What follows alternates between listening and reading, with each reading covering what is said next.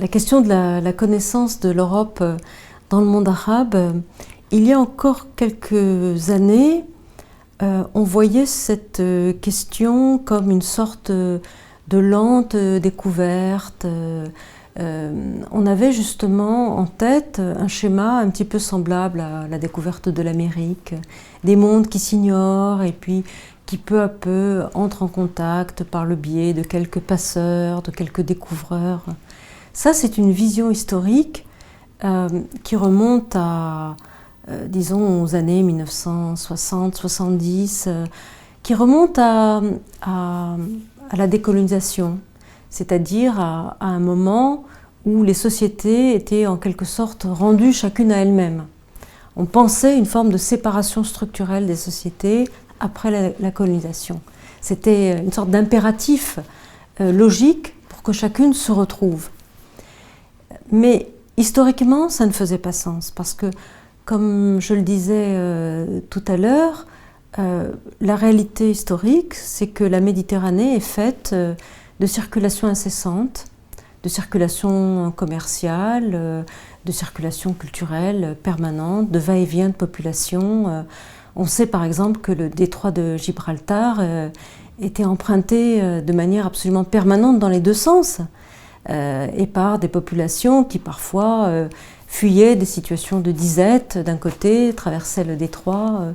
C'est un de mes collègues qui est spécialiste de musique andalouse qui disait mais le détroit de Gibraltar c'était l'autoroute. Et je crois que l'image elle est assez vraie. Et du coup, qu'est-ce que ça veut dire découvrir l'Europe? On avait toujours déjà une connaissance de l'Europe et on avait toujours des voisins qui étaient européens, on avait toujours des domestiques européens, on avait toujours des esclaves ou des captifs européens sous la main. Il y avait des Européens, y compris dans les administrations maghrébines ou égyptiennes. Donc il y avait une connaissance de l'Europe qui était toujours là.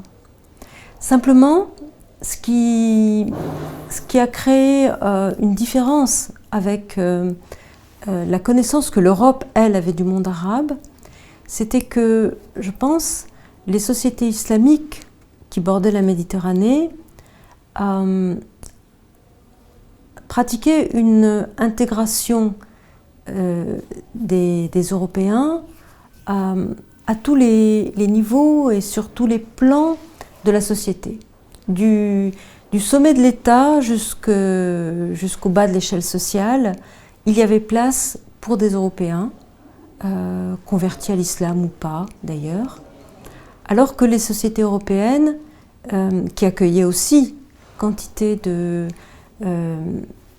transfuges du monde arabe et musulman, ne les intégraient pas au plus haut sommet de l'État et pratiquaient une intégration beaucoup plus invisible. Donc ça, c'est une différence majeure.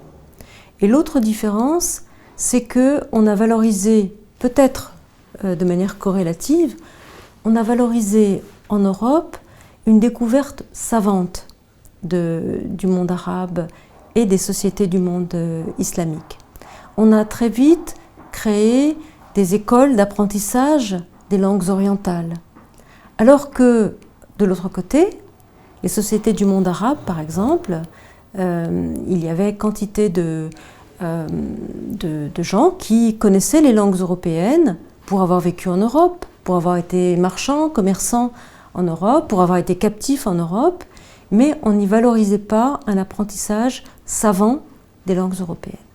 Ça, c'est une différence marquante, qui explique, à mon sens, que pendant longtemps, on ait pensé que les sociétés arabes n'avaient qu'une faible connaissance de l'Europe.